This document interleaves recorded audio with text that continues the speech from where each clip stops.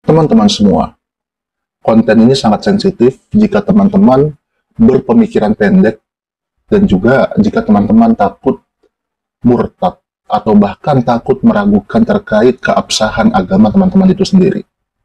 Oleh karena itu, jika teman-teman merasa terganggu, jangan tonton konten ini, silahkan jauhi.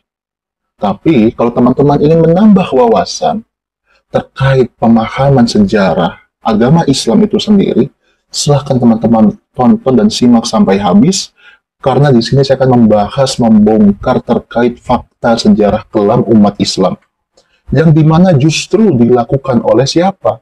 Para sahabat Nabi. Sekalipun di KTP saya masih Islam agamanya. Nah, ini saya himpun, saya rangkai daripada suatu buku yang ditulis oleh Farag Faudah, Allah yarham, dengan judul Kebenaran yang Hilang. Dari judul ini, Farag Faudah itu adalah seorang muslim, pemikir Islam dari Mesir. Ya, seorang kritikus. Tapi apa? Bukannya diapresiasi. Justru dihadiahkan kematian oleh para kelompok ekstremis Islam yang didukung oleh fatwa daripada Majelis Ulama Al-Azhar, yang dimana mereka mengeluarkan fatwa sesat dan keluar daripada Islam untuk Farag Faudah. Oleh karena itu, hati-hati MUI. Fatwa ini sangat banyak akibatnya kepada masyarakat. Ya, sudah banyak terjadi tindakan intimidasi, kekerasan atas dasar fatwa daripada MUI, kelompok Ahmadiyah, Ahmad Musadek, bahkan kelompok Syiah juga mengalami tindakan kekerasan. Karena apa? Fatwa daripada MUI. Kalau memang MUI masih seperti ini, gak ada cara lain selain kita bubarkan. Kan begitu. Oleh karena itu, kita akan bahas terkait fakta sejarah kebenaran yang hilang dalam perjalanan sejarah agama Islam. Simak sampai habis, mari kita bahas. Rahayu teman-teman semua, merdeka. Teman-teman semua, tentu kita sudah sangat sering mendengar beberapa slogan, jargon, yang senantiasa disampaikan terutama belakangan ini oleh FPI, Ikhwanul Muslimin dan Hizbut Tahrir, yang dimana slogannya itu senantiasa menggaung-gaungkan Islam. Jadi begini kurang lebih, Islam adalah solusi, Islam yang mesti Islam, syariat adalah solusi terkait apa? Berbagai kerusakan yang terjadi di masyarakat. Subhanallah. Ini kalau anak-anak SD yang dengar langsung tepuk tangan. Tapi kalau bagi kita, orang-orang yang memiliki akal, yang bisa berpikir dengan cerdas, tentu kan kita bertanyakan, bagaimanalah syariat bisa menjadi solusi? Bagaimana sistematikanya? Lantas bagaimana dia memecahkan solusi tersebut? Apa solusinya daripada syariat itu sendiri? Sedangkan syariat yang kita tahu pun, ya, tidak pernah memberikan solusi akan hal itu. Contoh dalam hal pendidikan, apa solusi yang ditawarkan daripada syariat? Pondok pesantren, mohon maaf, itu adalah program budaya. Apa? Nggak ada kok. Dari hal keuangan, apa yang syariat tawarkan? Nggak ada solusinya. Kemudian, dari pemilihan pemimpin, sistem pemerintahan, apa yang syariat tawarkan? Nggak ada. Yang dimana memang syariat itu bukanlah solusi. Kenapa begitu? Karena syariat itu mengatur hal-hal yang umum. Itu. Adapun hal-hal yang khusus dikembalikan kepada kita sebagai manusia, sebagai khalifah yang diberkahi oleh Allah dengan akalnya untuk mencari mana yang terbaik. Gitu loh. Jadi kalau semata-mata dengan syariat, lalu menggaungkan, menggambarkan, memberikan opium kepada masyarakat, bagaimana imajinasi negara Islam di fase-fase sahabat, fase-fase bani kerajaan, itu adalah opium belaka. Oleh karena itu, jika banyak doktrin seperti ini terjadi, maka masuklah perkataan Karl Marx, agama adalah candu di masyarakat. Karena nggak memberikan solusi, yang ditawarkan hanya hayalan belaka, dogma belaka. Gitu loh. Nah, kemudian teman-teman semua, tentu jika kita berani saja mengkritik agama Islam, sudah banyak stempel yang melekat di antara kita, yaitu liberal, ateis, anti-Islam, murtad, bahkan halal untuk dibunuh. Dan saya juga melihat stempel-stempel itu dikeluarkan oleh masyarakat-masyarakat di Indonesia ketika dalam setiap melihat polemik yang dianggap oleh mereka sesat. Padahal yang sesat adalah mereka, karena mereka nggak tahu dasar hukumnya. Kan gitu aja. Udah sesat, jahil murakkab. Sangat bodoh. Nah, kemudian, dari perkataan tadi terkait syariat adalah solusi, lalu ada yang menyatakan kita kembali kepada syariat yang sebagaimana Khulafaur Rasyidin dan lain sebagainya. Sebenarnya teman-teman semua, banyak fakta sejarah yang disembunyikan, terutama dalam masa kepemimpinan sahabat-sahabat Nabi atau Khulafaur Rasyidin. Fakta yang pertama, bahwa Abu Bakar As-Siddiq memerangi orang-orang Islam. Artinya apa? Abu Bakar As-Siddiq membunuh orang Islam sendiri dengan tuduhan murtad. Karena apa? Nggak mau membayar zakat. Nah, dalam hal ini ada perdebatan antara Abu Bakar As-Siddiq dengan Umar. Umar mempertanyakan bagaimana bisa engkau akan memerangi mereka sedangkan mereka adalah orang Muslim. Karena dalam hadis dikatakan yang boleh Muslim itu membunuh dalam 3 hal, zina, murtad, dan juga kisos. Lebih dari itu haram. Nah, disinilah Abu Bakar mengambil tindakan, mengambil ijtihad bahwa mereka telah murtad. Padahal teman-teman semua, pada faktanya mereka tidak mau membayar zakat kepada Baitul Mal, tapi tetap melaksanakan kewajiban zakat yang langsung diserahkan kepada masyarakat di sekitar. Hanya itu aja. Tapi apa? Abu Bakar As-Siddiq tetap mengerahkan bala tentaranya untuk mengepung mereka, bahkan membunuh mereka. Sungguh ironi. Itu fakta yang pertama. Sudah kepanasan? Kalau udah kepanasan, iman takut goyah, silahkan tinggalkan. Jangan dilanjutkan. Karena terlalu banyak fakta-faktanya. Fakta yang selanjutnya adalah terkait kepemimpinan Utsman bin Affan. Nah, jadi teman-teman semua perlu diketahui bahwa ketika Utsman bin Affan ini wafat, yang diceritakan dalam Tarikh At-Tabari, bahwa jenazah Utsman bin Affan ini 2 hari tidak bisa dikebumikan karena ditolak oleh umat Islam. Bahkan sampai-sampai jenazah Utsman bin Affan ini harus dikebumikan di kuburan orang-orang Yahudi di Hisi Kaukab. Gak boleh Utsman bin Affan dikuburkan di sana, bahkan ada yang melempari mayatnya itu dengan batu atau bahkan mematahkan sendi-sendi Utsman. Padahal dia sudah diwayat. Sudah jadi mayat tapi diperlakukan sebegitu mengerikannya oleh mereka. Memangnya apa kesalahan Utsman? Mari kita bongkar.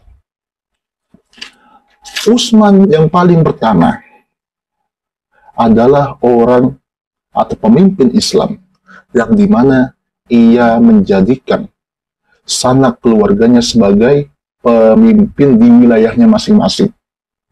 Dan mereka itu, Utsman bin Affan itu, dituduh melakukan tindakan KKN, nepotisme terutama. Kan begitu teman-teman semua. Nah, dan juga daripada pengajaran Utsman bin Affan inilah banyak para sahabat Nabi yang menyimpan uang melebihi dari kecukupan atau bahkan mereka jatuh kepada fitnah duniawi, yaitu uang, harta. Karena banyak sahabat Nabi ini ketika meninggal memiliki harta, jika saat ini dihitung itu sekitar miliaran, triliunan. Padahal ini sahabat Nabi loh. Kok begitu sih? Kemudian Utsman bin Affan juga mengasingkan sahabat Nabi yang lain, yaitu siapa? Abu Dzar Al-Ghifari. Karena Abu Dzar Al-Ghifari ini berpendapat bahwa kita hanya boleh mengambil hak kita secukupnya. Nggak boleh berlebihan. Kalau lebih kita kembalikan kepada orang lain. Nah, inilah paham sosialis yang dimiliki oleh Abu Dzar Al-Ghifari, tapi ditentang oleh siapa? Utsman bin Affan dengan desakan daripada Muawiyah. Bahkan sampai-sampai Abu Dzar Al-Ghifari harus diasingkan. Ya Allah. Jadi, Khalifah Utsman bin Affan ini sangat hidup dengan mewah-mewahan. Bahkan banyak pendapat-pendapatnya yang salah ketika datang para sahabat mengingatkan Utsman bin Affan. Mohon maaf, Utsman bin Affan sangat sombong orangnya. Jadi teman-teman, menurut Farak Fauda, digambarkan Utsman bin Affan ini sebagaimana memiliki dua wajah, antagonis dan protagonis. Tentu teman-teman akan terheran-heran ketika saya mengatakan demikian, padahal kita tahu yang telah diajarkan kepada kita bahwa Utsman bin Affan itu adalah orang yang dermawan, kan begitu? Tapi pada faktanya, bukanlah dermawan, tapi justru orang yang menghambur-hamburkan harta. Bahkan memilih saudaranya sendiri untuk, atau keluarganya, untuk memimpin wilayah yang lain. Makanya gak usah heran ketika banyak pemimpin-pemimpin Islam yang melakukan tindakan nepotisme. Gak usah heran. Karena memang dalam pelaku sejarahnya sahabat Nabi pun begitu. Bahkan Utsman bin Affan ini, ketika datang para sahabat untuk menasehatinya, ditolak nasihat sahabatnya itu. Bahkan teman-teman, hingga pada ujungnya karena sengitnya perdebatan antara sahabat Nabi ini terkait permasalahan Utsman, sampai datang tawaran beberapa opsi kepada Utsman, yang dimana meminta Utsman untuk mundur. Tapi apa? Utsman bin Affan mengakui bahwa gelar yang ada pada dirinya adalah gelar yang diberikan oleh Allah kepadanya. Bahkan dengan sombongnya Utsman bin Affan menyatakan, jika saya tidak pernah meminta Anda untuk membaiat saya, tapi Anda datang lalu membaiat saya sendiri, dan Anda tidak bisa melepaskan baiat itu selamanya. Masya Allah.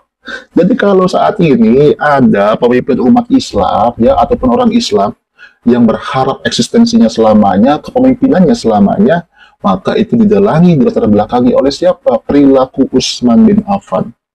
Tentu kita akan bingung, kok bisa sih sahabat Nabi yang seperti itu mulianya, yang bahkan diberikan gelar Zun Nur Aini, dua cahaya. Kan gitu. Kalau dia berhasil menikahi dua putri Nabi, tapi kok kelakuannya seperti ini? Nah, mungkin teman-teman sudah bertanya seperti itu, ya. Tapi ini baru permulaan, karena masih banyak fakta-fakta yang disembunyikan. Ya Allah.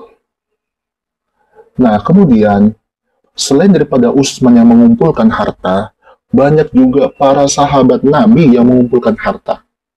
Shalom teman-teman semua, terima kasih sudah menonton video ini dan kiranya ini membuka wawasan kita semua, khususnya kelompok-kelompok yang selalu melakukan sesuatu hal yang bertentangan dengan hukum yang berlaku di negara kita khususnya, dengan mereka melakukan itu atas nama agama teman-teman ya. Dan inilah yang dibongkar tadi oleh saudara kita itu, bagaimana masa kelamnya sejarah itu teman-teman, dan itulah yang sering terjadi di negara kita ini. Kenapa? Ketika mereka dia terdoktrin oleh satu pengajaran yang memang bertentangan dengan hukum, maka itu adalah hal yang membuat rusak antar umat beragama. Nah, teman-teman, seperti apa yang dia sampaikan tadi, bahwa ketika ada orang melakukan kerusakan-kerusakan atas nama agama, atas nama Tuhannya, dan banyak orang yang bertepuk tangan seolah-olah membela Tuhan, seolah-olah membela agama. Nah, teman-teman, ini luar biasa, satu edukasi bagi kita ya. Menurut saya ini perlu disimak dan perlu direnungkan apa yang dia sampaikan, bahwa kita ini perlu luas untuk lebih berpikir positif ya.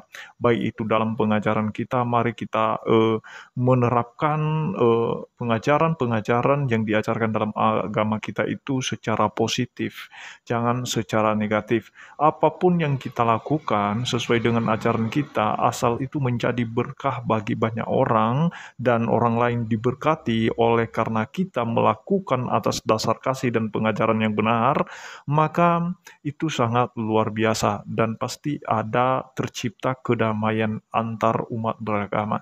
Nah, teman-teman, itu saja yang perlu saya sampaikan di video ini dan biarlah ini menjadi bahan renungan terlebih-lebih khususnya bagi kelompok-kelompok yang melakukan hal-hal yang luar biasa menurut saya ini mengecewakan dan juga ada tindakan-tindakan intoleran di dalamnya. Mereka melakukan itu atas dasar ajaran mereka, atas dasar nama agama, nama Tuhan, dan biarlah kiranya ke depan tidak terjadi lagi karena di beberapa tahun yang lalu itu seringkali terjadi baik itu tindakan-tindakan intoleran ya maupun itu hal-hal yang bersifat kekerasan dan kita lihat kemarin ada penyerangan di gereja di doa Rosario ya saudara-saudara kita pemuda Katolik dan juga ada pemaksaan pembubaran ibadah, pemaksaan penutupan gereja, pelarangan pembangunan rumah ibadah.